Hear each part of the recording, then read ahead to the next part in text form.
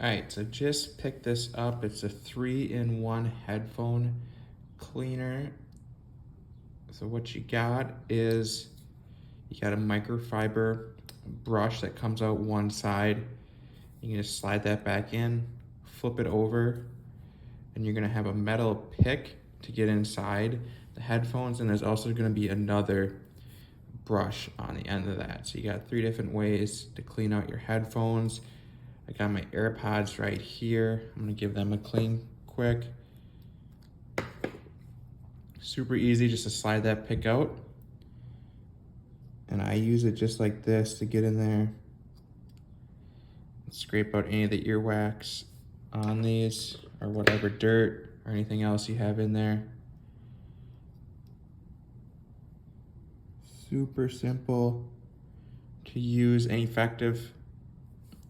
Once you get that done, just slide it back in, and I like to go to the other side, and then this can help you clean out the case and just makes it super easy. Obviously you can use this for your keyboard too, get around your keys or anything else, but super easy to use and super effective.